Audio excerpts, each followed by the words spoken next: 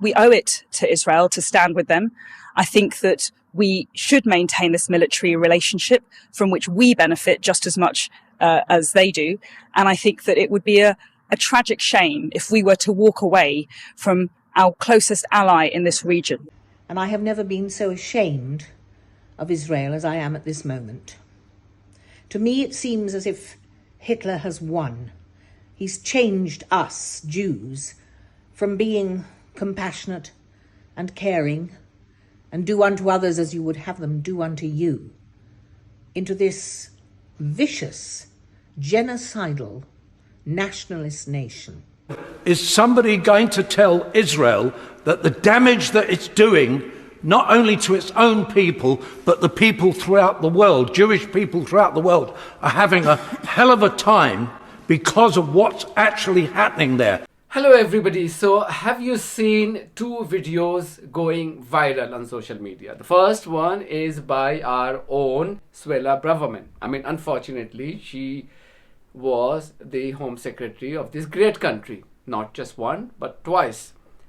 Second time, even after admitting to have breached the ministerial code, she was appointed the Home Secretary by none other than our great Rishi Sunak.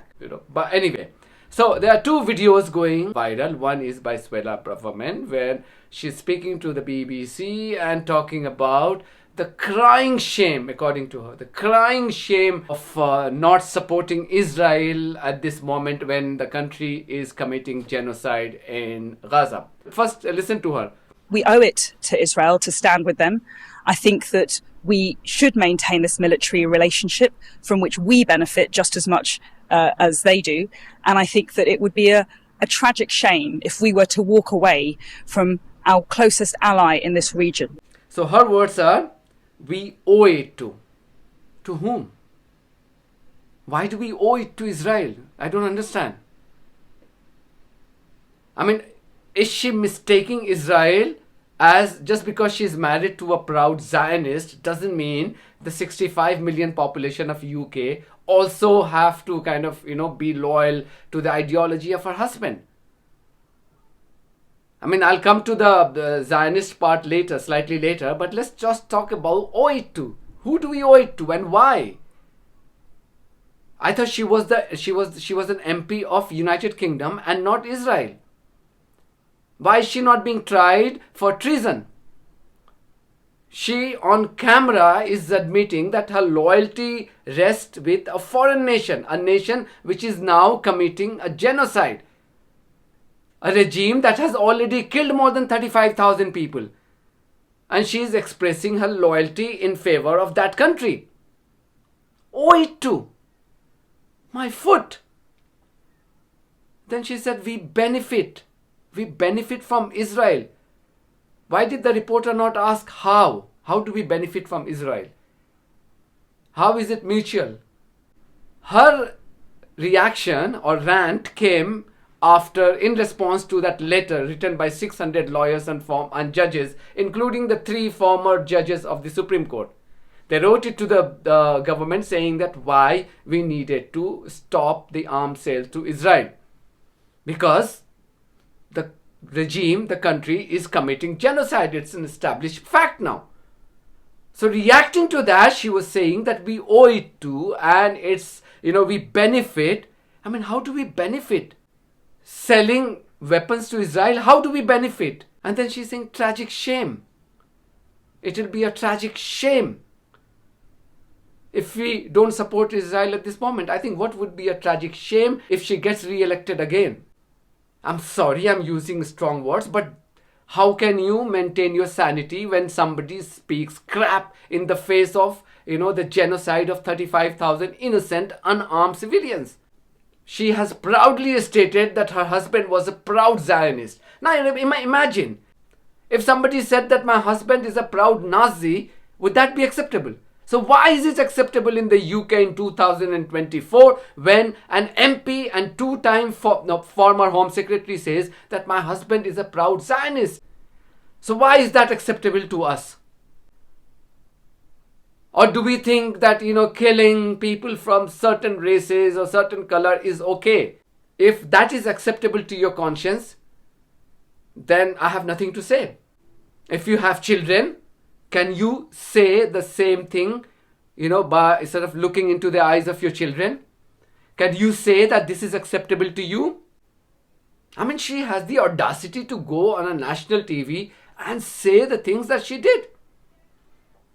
Now contrast that to a statement that has come from this famous actress, Miriam Margolyes.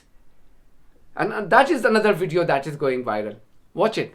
Hello, I'm Miriam Margolyes, and I wanted to say something in support of the Jewish Council of Australia. I'm an Australian citizen, I'm 83, and I have never been so ashamed of Israel as I am at this moment. To me, it seems as if Hitler has won. He's changed us, Jews, from being compassionate and caring and do unto others as you would have them do unto you, into this vicious, genocidal, nationalist nation, pursuing and killing women and children. Of course I condemn the Hamas action. Of course I do. But what we are doing, Jewish people, over in Israel, is shocking, embarrassing, and wicked. And I cannot understand why all Jewish people, particularly members of synagogues, do not want immediately to stop what is going on. And in the name of humanity, I call upon all Jews to shout, beg, scream for a ceasefire. It is not anti-Semitic to have a different opinion on the wartime actions now. We have to do, as my mother used to say, the right thing. The right thing is a ceasefire, to stop the killing. Certainly, to beg and insist on the release of hostages. But there is an opinion about Israel's actions which it is not anti-Semitic to voice. What Israel is doing is wrong. It is wicked and, if you want to say this, is very bad for Israel.